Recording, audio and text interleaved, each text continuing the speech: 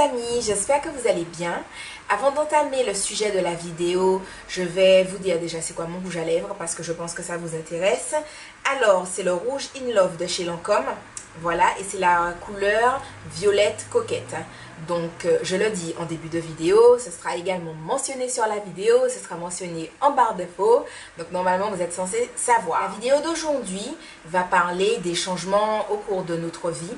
Donc, si vous me suivez sur Facebook, j'avais demandé, il y a un petit moment d'ailleurs, je pense que c'est vers mai, je pense quand même, ouais, que j'avais demandé certains sujets de vidéo qui pourraient vous intéresser. Donc, j'avais mis plusieurs sujets. Et au final, il s'est avéré que tous les sujets vous intéressaient. Donc, je ne vous ai pas oublié. C'est juste que j'avais plein de choses à faire. Mais donc, je m'y colle. Et donc, le premier sujet que je vais traiter avec vous aujourd'hui, c'est les changements au cours de notre vie. Donc, c'est un sujet assez vague. On peut avoir l'impression que ça parle un peu de tout, un peu de rien, etc. Mais c'est juste, je partage avec vous ma façon de voir les choses et comment, selon moi, il faut les traiter. Changement. Lol.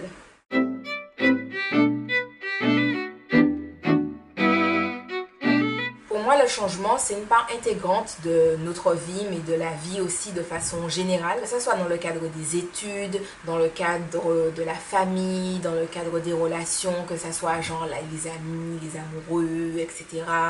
Le fait de déménager, donc la localisation dans l'espace, si on peut dire, santé, naissance, les décès, l'électronique, l'art, la cuisine, je sais pas, la mode. Je veux dire, les changements, ils sont vraiment partout. Donc après, si je vous fais cette vidéo-là, c'est pas spécialement pour parler des changements qui sont, on va dire entre guillemets, positifs, mais plus négatifs, puisqu'en général, les changements ont tendance à plus nous déranger quand ils sont négatifs. Je pense déjà qu'on n'aborde pas les changements de la même façon si on a une part de responsabilité ou si on n'en a pas. Donc bon, là quand je parle de changements, je parle des changements qui sont négatifs. Je donne un exemple. Vous êtes par exemple adolescent, adolescente, vous habitez chez vos parents qui ont décidé de déménager et vous le vivez comme un changement négatif parce que vous verrez pas vos amis, voilà, enfin les personnes qui vous sont proches, peut-être vos voisins que vous kiffez grave, des choses comme ça. Et c'est un changement négatif pour vous, mais où vous n'avez pas votre part de responsabilité parce que concrètement, vous n'avez rien fait, enfin voilà, quoi, ça vous est tombé dessus. Pareil pour les décès, par exemple, vous n'avez pas votre part de responsabilité. Bon, après, toute chose dans son contexte, hein, je veux dire, forcément, il y a des situations dans les décès où il y a une part de responsabilité. Si par exemple, c'est un accident sur la route, que vous aviez votre part de responsabilité dans l'accident, ou voilà, il y a des cas forcément où il y a une part de responsabilité, mais je parle de façon générale. Vous êtes là dans votre vie, votre grand-père meurt, c'est super triste et tout, c'est un changement négatif dans votre vie, mais vous n'y pouvez rien, vous n'avez rien fait, vous n'avez pas votre part de responsabilité. Au final, qu'on ait une part de responsabilité dans le changement négatif ou pas, il y a plusieurs choses qui pour moi doivent être faites dans notre façon de réfléchir, dans notre façon d'aborder les choses. Quand un changement est négatif, il faut savoir l'accepter. Et pour moi, il y a différents stades d'acceptation. Donc c'est un petit peu chelou quand je dis ça comme ça, mais c'est la façon dont j'aborde les choses. Alors pour moi, il y a deux façons d'accepter la situation. Il y a accepter la situation pour nous et continuer à avancer. Quand je dis continuer à avancer, regarder vers l'avant, voilà, choisir de continuer à regarder et à aller vers l'avant. Et il y a aussi accepter pour les autres et continuer à regarder de l'avant. Donc, je vais vous expliquer tout ça. Accepter la situation, c'est accepter ce qu'elle entraîne et accepter aussi que les plans qu'on avait prévu de faire ne vont pas se réaliser. Quand une situation, quand un changement négatif arrive, forcément, elle entraîne des conséquences, etc. On va prendre l'exemple des études. Vous aviez prévu de passer votre bac et après votre bac, vous vous êtes dit « Ah ouais, machin, trop bien, j'ai passé mon bac, j'irai passer 2 mois à Londres, je parle un peu anglais, voilà, je vais faire ça avec mes amis, on est tout un groupe, on va faire ça, etc. et tout. Et puis, en septembre, je vais rentrer à la fac, je vais m'habiller comme ci, je vais m'habiller comme ça, je vais faire ceci, je vais faire cela. » Manque de peau, pendant l'année scolaire, vous n'avez pas travaillé assez et vous n'avez pas eu votre bac. Donc, vous n'avez pas eu votre bac et vos parents sont en mode attends, t'as pas eu ton bac et puis tu crois qu'on va te payer des vacances à Londres avec tes amis? Non. Au mieux, tu vas regarder Secret Story à la télé, mais ce sera tout. Tu ne vas pas bouger du territoire. Cordialement, tes parents. Voilà. Donc, déjà pour Londres, c'est mort. Ensuite, pour rentrer à la fac, c'est mort puisque vous retapez votre terminale. Donc, les plans que vous aviez prévus, donc les conséquences de ce changement négatif-là qui fait que vous n'avez pas votre bac, fait que les plans que vous aviez prévus ne vont pas se réaliser. Ils vont peut-être se réaliser l'année d'après, hein, ou voilà.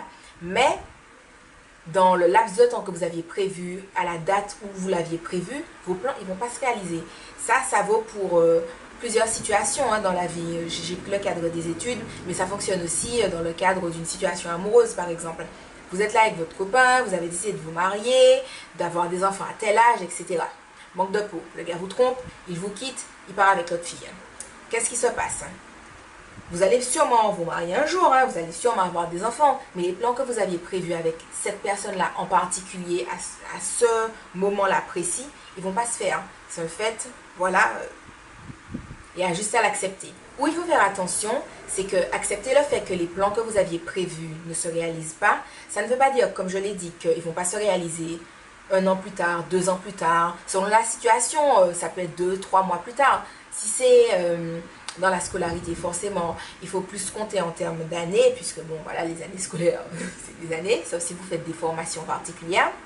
Mais bon, voilà, une situation amoureuse, on ne sait pas quand ça nous tombe dessus. Hein, je veux dire, si votre gars vous lâche, par exemple, ça ne veut pas dire que la semaine suivante, vous pouvez rencontrer quelqu'un d'autre. Je ne dis pas que parce que vous rencontrez quelqu'un d'autre, vous vous mettez avec cette personne-là, etc.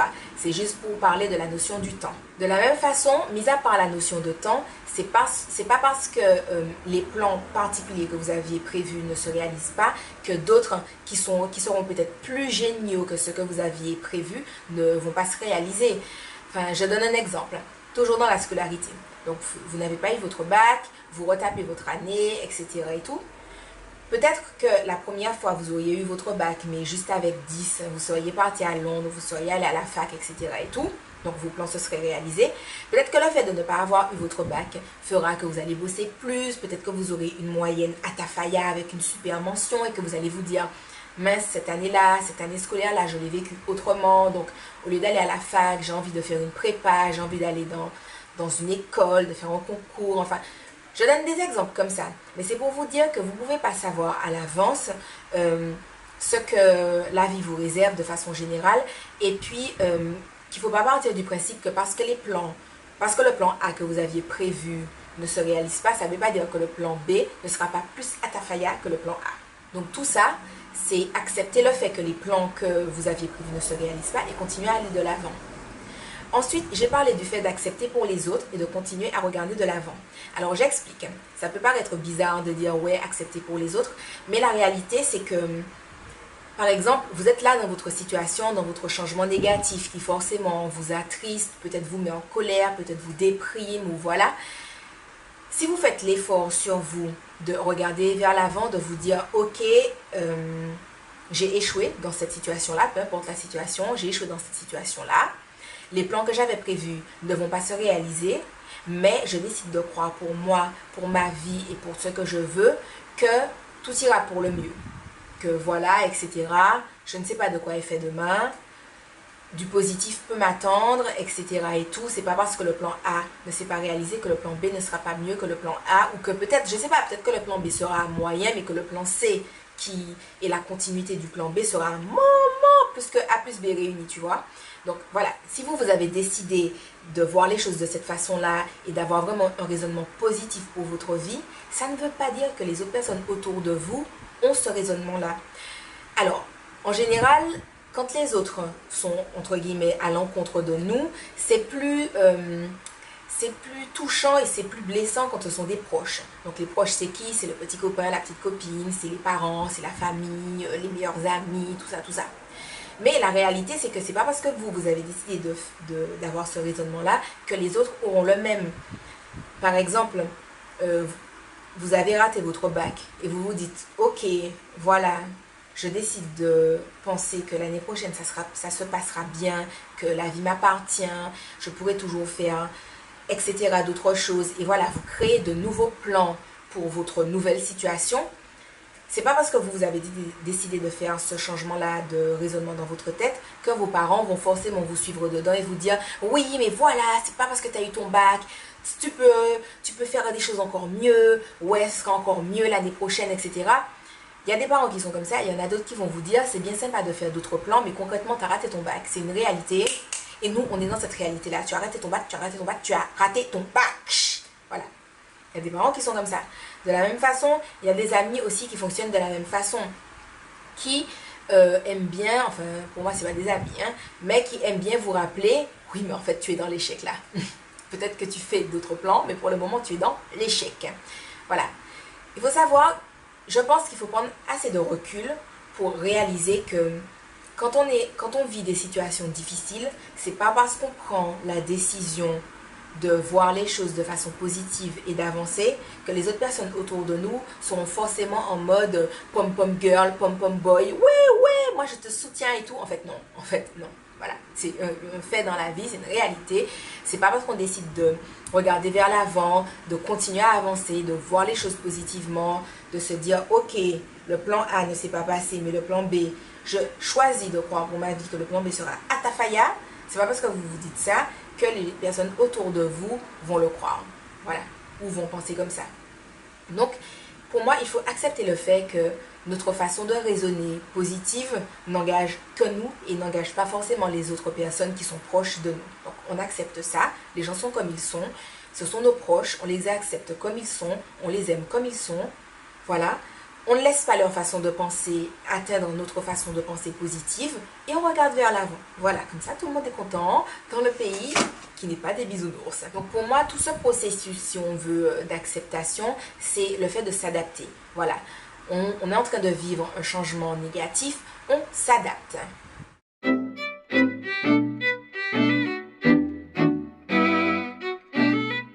Donc après cette adaptation-là, on va dire par les différents stades d'acceptation, hein, si on peut dire ça comme ça, de façon hiérarchisée et tout, il faut avancer. Donc c'est bien beau de relativiser, de prendre du recul, de voir les choses pour nous, d'accepter que les autres ne voient pas les mêmes choses pour nous, etc. Mais après tout ça, il faut regarder vers l'avant et avancer.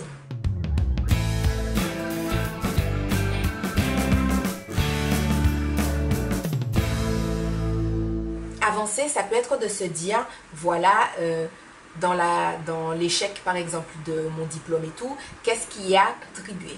Est-ce que c'est parce que vous n'avez pas assez travaillé? Est-ce que c'est parce que vous n'avez pas assez dormi? Quand je dis vous n'avez pas assez dormi, je m'explique, hein, c'est genre vous vous couchez tout le temps à 2h du matin, 4h du matin, quand vous arrivez à l'école vous êtes crevé donc vous ne suivez pas les cours, comme vous ne suivez pas les cours, vos notes sont mal prises. Comme vos notes sont mal prises, quand vous rentrez chez vous et que vous devez étudier vos leçons, vous ne les étudiez pas, au final le contrôle catastrophique.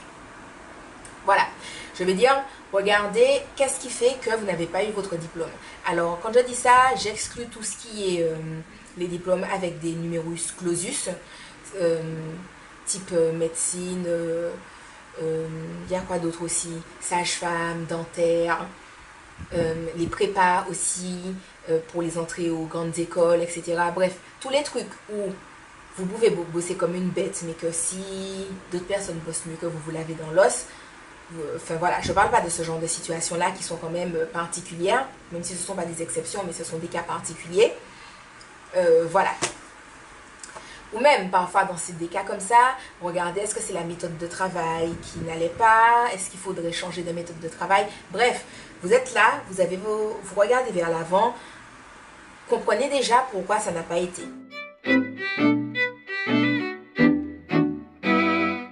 Donc forcément, dans le cadre des relations, ça peut être un peu plus compliqué, mais je pense que c'est bien d'identifier quel a été le problème.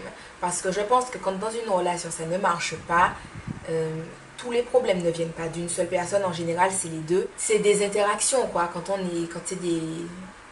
c'est dans les relations, que ce soit la relation amicale, relation amoureuse, relation familiale, une relation inclut des interactions, donc voilà.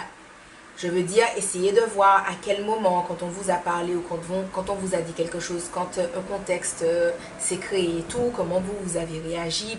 Peut-être que le problème n'est pas venu de vous, mais peut-être que vous avez contribué à envenimer la situation. Donc, je sais pas. Je dis ça comme ça, je ne vise personne, je ne vise aucune situation, mais voilà. Prendre le recul, essayer de voir, vous, à votre niveau, sans prendre en compte ce que les autres ont fait, vous, à votre niveau, qu'est-ce que vous auriez pu faire pour que les choses se passent mieux. Alors, je parle dans un contexte relatif, hein. Je dis pas genre vous êtes là à vous faire battre et puis vous vous dites oh pour ne pas me faire battre il aurait fallu que je ne lui dise pas ce n'est pas bien de battre sa femme, etc. Je ne parle pas de ce genre de cas là. Donc voilà, hein. On reste bien dans des cadres normaux, enfin normaux, dans des cadres non extrêmes on va dire, ou qui ne portent pas atteinte à la vie d'autrui, des choses comme ça. Donc déjà si on identifie toutes ces choses là, il faut faire le choix de changer de comportement. Faire le choix de changer de comportement, c'est un choix de tous les instants. On va prendre un cas qui parle à beaucoup de personnes, par exemple le régime. Vous avez décidé de perdre du poids, sauf que c'est à chaque fois que vous regardez la tablette de chocolat au supermarché que vous devez vous souvenir que vous avez décidé de perdre du poids. Voilà. Quand on décide de changer de comportement, c'est à chaque fois, on ne décide pas de changer de comportement un jour, et puis parce qu'on a décidé ça, oulala, ça coule de source. En fait, non, ça ne coule pas de source. Vous avez décidé de changer de comportement, c'est à chaque fois que la situation fait appel à ce comportement-là que vous avez décidé de changer et tout, qu'il faut décider que non, vous changez, non, vous changez, non, vous changez, non, vous changez. Et un jour, vous allez vous réveiller, un truc, une situation va se présenter et ça va couler de source. Mais avant ça, il faut faire le choix de changer. Il faut faire le choix de changer. Il faut faire le choix de changer. Aussi, je pense qu'il ne faut pas vivre dans la peur de vivre un autre changement négatif. Ou, même si ce n'est pas un changement négatif, mais une situation négative. Si vous vivez un changement négatif, c'est parce que forcément la situation était négative, voilà. Mais il ne faut pas vivre en se disant, ouais, mais si ça se passe, voilà. Vous avez raté votre diplôme. Vous n'entamez pas l'année scolaire en vous disant « Ouais, mais ici j'échoue encore ». Non. Vous ne partez pas dans cette situation-là. De la même façon, dans le cadre des relations, si par exemple, vous étiez là avec un gars et qu'il vous a trompé, ne vous mettez pas avec quelqu'un d'autre en vous disant « Ouais, mais ici cette personne-là me trompe ». Donc, c'est difficile de se dire ça, je suppose. Enfin, moi, c'est pas une situation que j'ai vécue, donc je le dis de façon théorique. Mais voilà, je suppose que c'est pas du tout facile de raisonner comme ça. Mais voilà, moi j'ai d'autres problèmes forcément que j'ai vécu dans la vie. Et je pense que quand on commence une autre relation avec d'autres choses qui nous ont déjà blessés avant, on est là limite à, comment dire, reprocher des choses à quelqu'un qui pour le moment ne nous a encore rien fait. Je prends le cadre de la tromperie parce que je trouve que c'est assez parlant. Par exemple, un gars... Votre ex vous a trompé et puis vous êtes là, vous avez un nouveau gars et vous êtes là en train de vous dire ouais mais ici il me trompe, ouais mais ici il me trompe, ici il me trompe, ici il me trompe. Au final, vous êtes méfiante, vous êtes peut-être méchante ou incisive à certains moments et tout. Alors que concrètement le nouveau gars, il vous a rien fait. Voilà. Peut-être que c'est un méchant, peut-être que c'est un gentil, on ne sait pas on sait pas. Mais dans la réalité des faits, enfin voilà, cette personne-là vous a rien fait. Vous êtes juste en train de voir si elle n'est pas comme l'autre, sauf que vous avez un comportement qui ne favorise pas du positif, quoi. Donc, j'espère que c'est assez parlant tout ce que je vous dis. Décidez de changer, décidez de ne pas vivre dans la peur d'un échec, quel qu'il soit. Essayez de ne pas vous visualiser dans un autre changement négatif. C'est-à-dire, c'est pas parce que vous avez échoué qu'il faut vous dire que vous rentrez dans une spirale de l'échec. Parce que ce n'est pas vrai. Donc, voilà. J'espère que ma petite vidéo sur les changements au cours de la vie aura pu vous aider, aura pu vous faire voir les choses ou réaliser les choses d'une autre façon. Je sais que pour le moment, dans le cadre de mes Solines Motive, je n'ai pas fait beaucoup de vidéos comme ça, mais je fais quand même assez régulièrement des tweets #Solines Motive sur Twitter. Donc, je vous invite tout simplement à aller me suivre dessus, aller les regarder, etc. Compte tenu des messages que je reçois en message privé ou enfin, que ce soit sur YouTube ou que ce soit sur Facebook ou que ce soit sur Twitter, voilà. Je suis quand même consciente que pas mal de personnes suivent mes Solines Motive, même si elles ne mettent pas forcément de commentaires visibles ou de choses comme ça et tout. Et je m'étais dit que ça pourrait être sympa pour vous remercier déjà de me suivre dans cette nouvelle aventure de Solines Motive, de faire un petit concours. Donc initialement, j'avais prévu d'acheter, je m'étais dit un joli rouge à lèvres ou quelque chose comme ça. Mais j'ai remarqué au fil du temps que c'est pas que les filles qui regardent mes Solines Motive, enfin mes vidéos, où il y a des Solines Motive. Donc j'ai décidé en fait d'offrir une carte cadeau Sephora de 30 €. Voilà, donc je me suis dit comme ça, que ce soit un garçon, que ce soit une fille, la personne pourra acheter ce qu'elle veut, que ce soit un parfum ou n'importe quoi, une crème, peu importe. Donc, le concours ne va pas se réaliser sur ma chaîne YouTube, donc ce n'est pas la peine de mettre en bas en commentaire je participe ou des choses comme ça. Le concours se réalisera sur Twitter, donc il faut être abonné à mon Twitter tout simplement, enfin me suivre sur Twitter et retweeter le solide motif qui vous plaît le plus ou qui vous parle le plus. Bon, s'il y en a plusieurs qui vous parlent, forcément vous pouvez les retweeter, il n'y a pas de problème. Et donc voilà, en fait la sélection se fera à partir de tous les retweets. Voilà, il y aura une personne qui sera sélectionnée et voilà, je lui enverrai un message et pour lui dire voilà, c'est toi qui as gagné la petite carte Sephora, etc. Donc je le dis, je le redis, ce n'est pas la peine de laisser un commentaire en dessous de cette vidéo pour dire je participe parce que c'est les retweets qui seront, enfin voilà, c'est un des retweets qui sera sélectionné. Voilà. Donc j'espère que j'ai été quand même assez claire, enfin que je ne me suis pas trop emmêlée les pinceaux. J'espère aussi que ma petite vidéo aura pu vous plaire, aura pu vous encourager ou voilà, vous aider. Je vous fais de gros bisous, je vous dis à la prochaine dans une autre vidéo. Bye bye. LOL. Enfin je dis LOL parce que j'ai fait une grimace sur Snapchat et que Snapchat vient de me dire que quelqu'un a fait une capture d'écran de ma grimace. Bref, ceci étant dit, j'étais dans une vidéo sérieuse.